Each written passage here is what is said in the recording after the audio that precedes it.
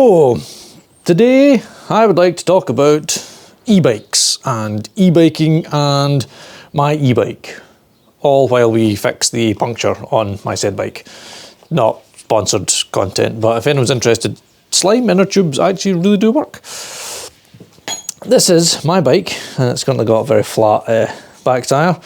Entirely my fault. That was all me and my doing. So, this is my bike. This is a 2019, is it 2019 or 2020? I think it's the tail end of 2019. 2019 Focus Jam 2 or Jam Squared.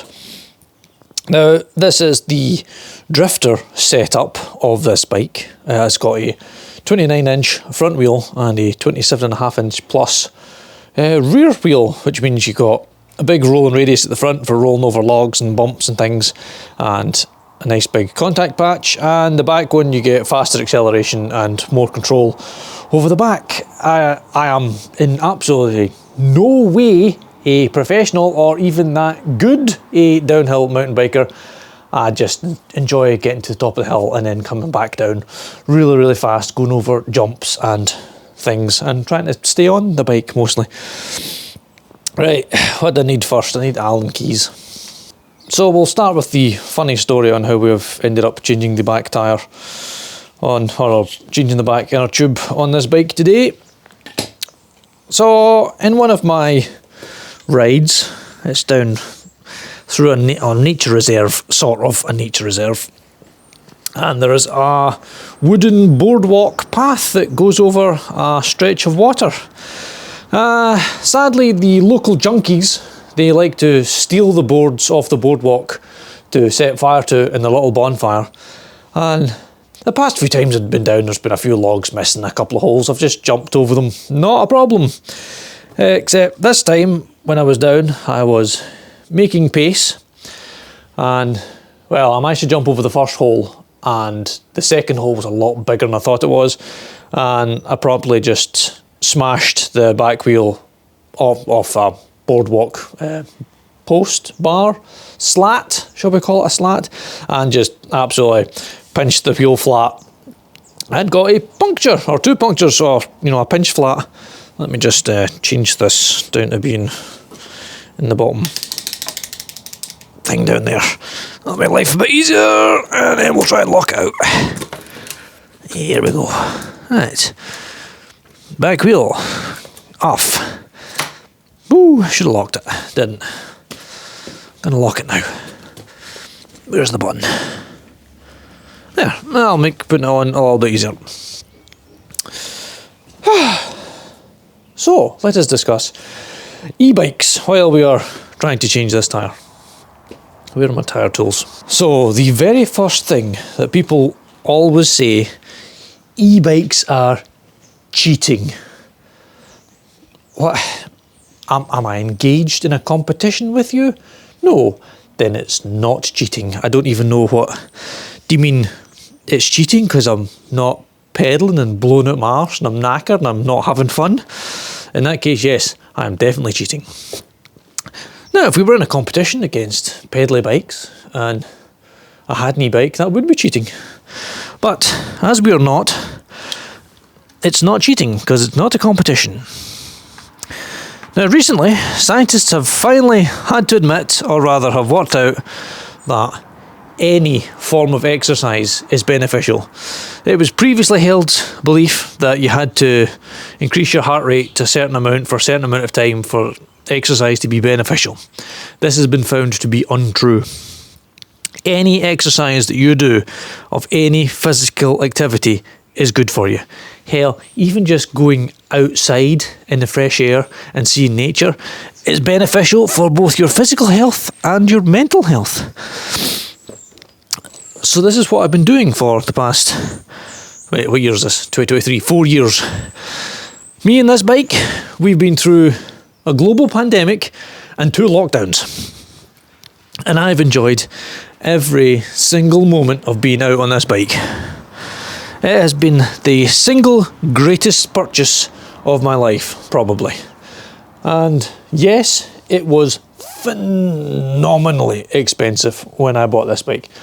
This bike cost me around about £5,000 when I bought it. And that's me just about paid off the loan now, so I'll be looking to get a new bike soon. But I will leave that for later on in the story. So, we've worked out e-bikes aren't cheating because it's not a competition, so you can't be cheating. And being out on it is actually exercise because, well, this is a proper e-bike where you have to pedal. It's not got any thumb throttles or anything like that. You have to pedal and it only helps you pedaling. Granted, it does have a mode on it. On this one it's called Boost, and you're along for the ride. Your legs are doing the actions, but you're not really doing much input. I'd hardly ever use the Boost mode on it because it's too aggressive. It assists too much, I find. I'm also not very good at changing tyres either, but hey, here we are. We're about to see if I can do it again. I've already had this off before, and I put two, what's the word? Not tabs, you know, little things. Patches, that's the word, patches on the inner tube, and it didn't help, but still. The air stayed up for a little while, but it didn't stay inflated for long. So, we're just going to take the inner tube out and try again. This time, with a new inner tube. My microphone is actually inside my mouth. And these are, yes, obviously, as you guessed, they're tubed tyres. I'm not sold on tubeless yet. I mean, at some point I'm going to have to go tubeless, but until then, I'd quite like to just keep my inner tubes. And the slime ones do work. I can confirm that when I wore out my old back tyre, which was a Maxxis, a shorty I had on there for really thick mud. I had slime inner tubes in there, and when I took it off I found all these punctures I didn't know I had. There's a lot of gorse bush and brambles and whatnot, and I tend to veer off into the bushes quite a lot. As I said, I'm not very good, and if you ride over a gorse bush, you'll usually have a puncture or two. I had lots and lots of punctures I didn't even know that I had. Right, let's see if I can get this tyre lever thing in here. You know, every time I do this, I always forget how I do it. I know I just need to kind of slide it around now, and maybe that's what I'm missing. I should just slide it. Will it slide?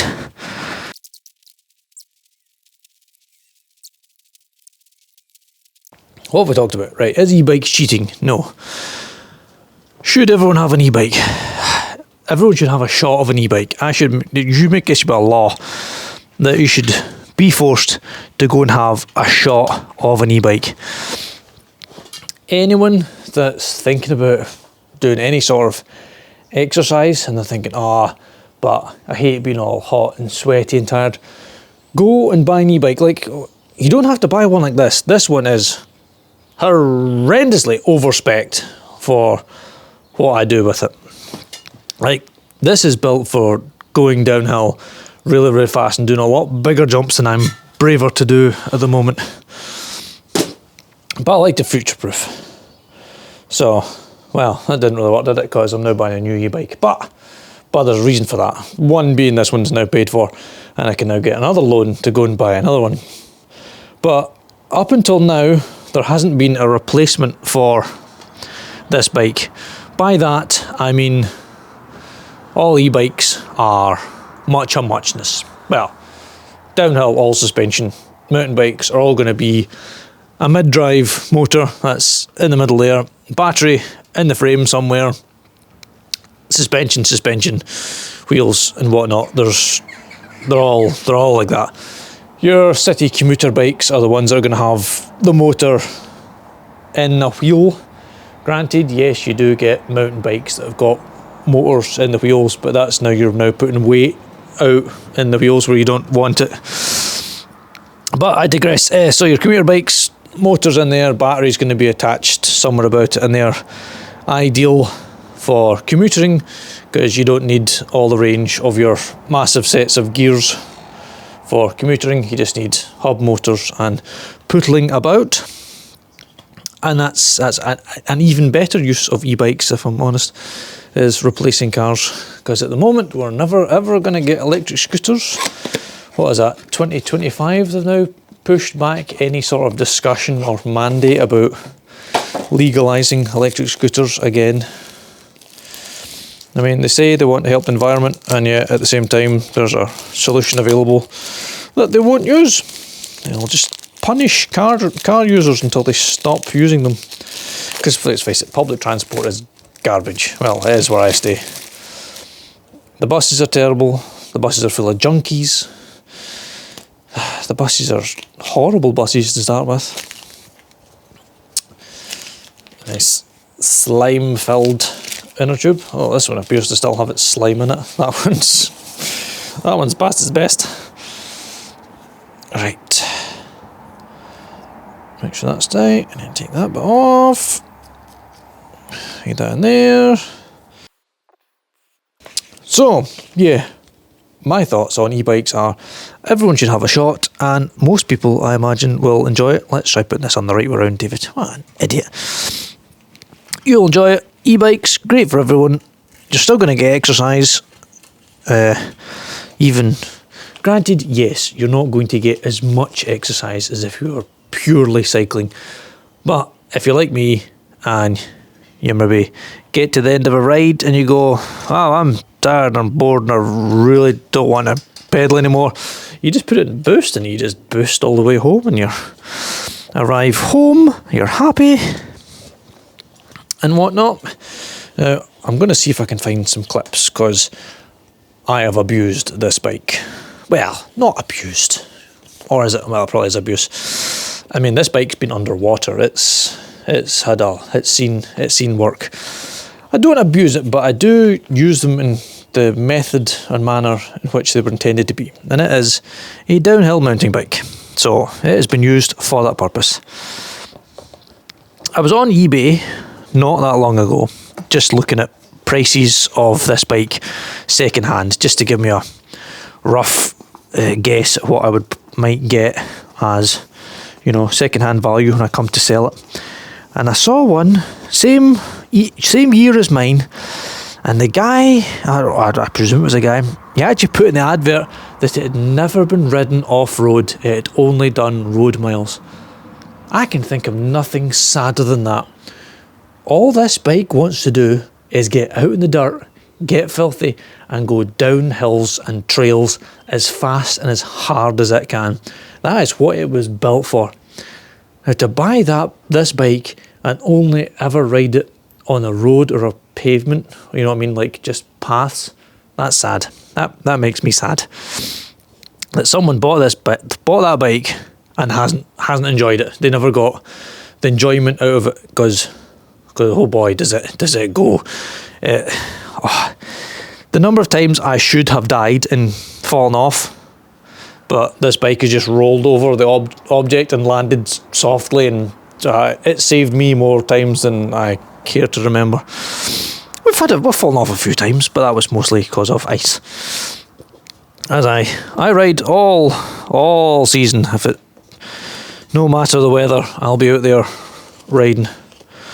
Now, let me see if I can actually get this tyre started back on here.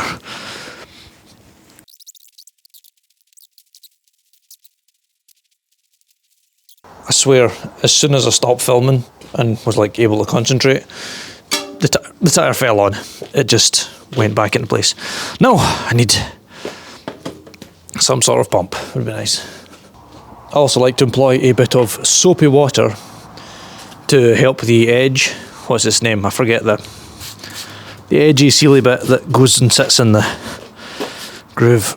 Help it pop up into place. Basically, just like doing a car tyre.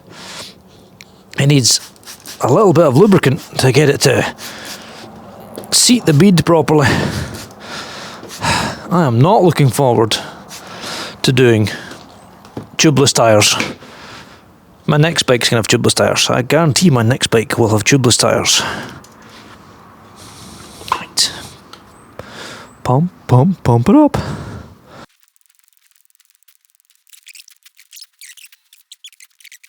Good. Right, tyre is now inflated. Put my valve cap back on, which is inside my pocket somewhere. There it is. Nice new bright green valve cap. I'll let it down after.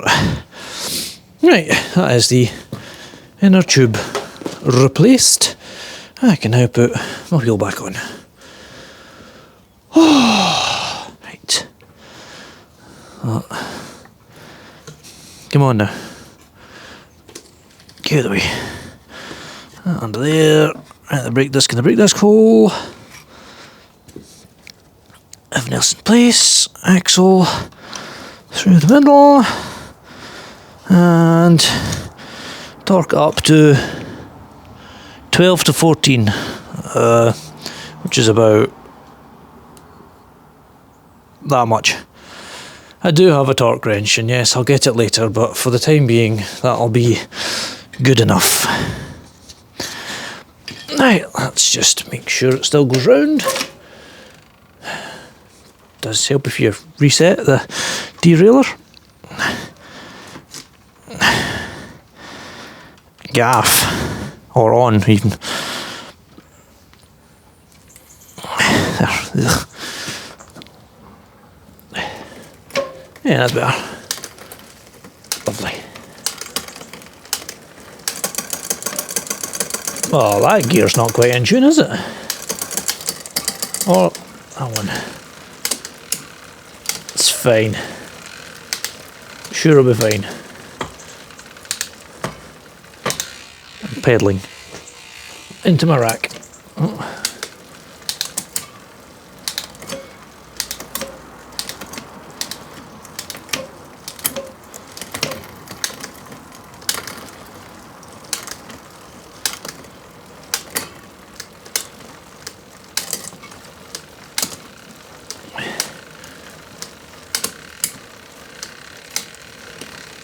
Here we go. Oh, all back in business. Anyway, e-bikes, e-biking. Yes, I highly recommend it.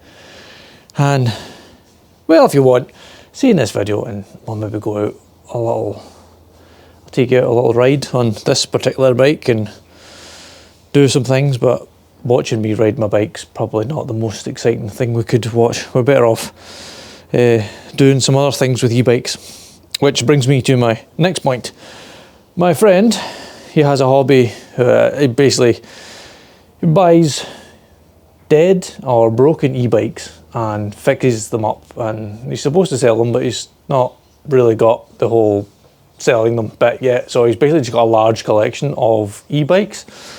So I'd quite like to take some off them and take them out for a ride and tell you about them and tell them what they're like. And as he's been repairing bikes, he's noticed that there's not a lot of YouTube videos on folk doing any explanations on the electronics. So I might do some videos on taking the electronics apart and showing you what each wire does, what each plug does, which each bit on the e-bike does what thing. And I'd quite like to make that as a video, and because it'd be nice to sit and probe things and do things like that. And yeah, I might make some more e-bikey videos, because I would like to make a video on my new bike when it arrives. So hopefully it should arrive in February. I'm not going to tell you what it is just now, but hopefully in February I'll have a new e-bike, a new massive 5-year loan to pay for it, and I'll do something with this one, probably sell this one and have a new e-bike. We'll go on new e-bike adventures and whatnot. But yeah, so that was a bit of me talking about e-bikes, and I don't know why people don't like e-bikists. I mean, there's the other argument. So back to the whole it's cheating thing. Now, forgive me if I'm wrong, but people who ride on the road, on road racer type bikes, they do everything it is humanly possible to make their bikes as light and as aerodynamic as possible. Why? Is it to make them easier to ride so they can ride them longer and faster? Well, surely that's cheating, because if you were doing it purely for exercise, you would have a solid steel frame and the biggest, fattest tires you could put on it to make sure you've got as much resistance as you can possibly get and make it as hard, or rather as difficult as possible to cycle. Then you're getting real exercise. So if you're buying a carbon fibre water bottle holder for 300 quid because it's 2 grams lighter than the plastic one, yeah, you've got bigger problems than me on my e-bike cycling past you, going uphill. Yeah, you got real deep-seated issues there that you need to work on yourself if you think this is the problem. Now, granted, yes, I understand the speed limits and the whatnot for e-bikes. I understand that you shouldn't be doing any more than 15.5 miles an hour, and that's okay up to a point. So I fully agree. Off-road, with shared paths, shared any of that, we shouldn't be going fast. But people are going to be dicks.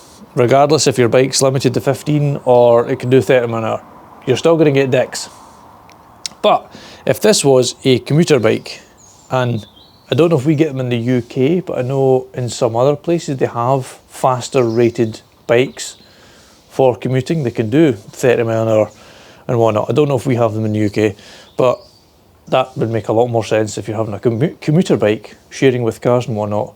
Be able to keep up with the cars in a city centre. That would be a good thing to do. But that's my bike now back together.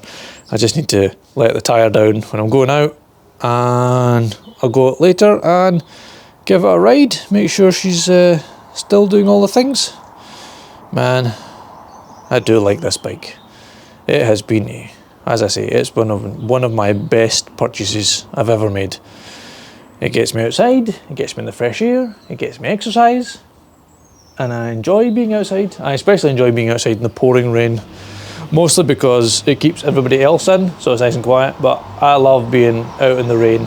The harder it's raining, the more likely I am to go out on my bike. So, any e-bike related or videos that you'd like to see me do, or e-bike related content, just leave a comment down below and I'll answer questions and read your comments. And as always, thanks for watching.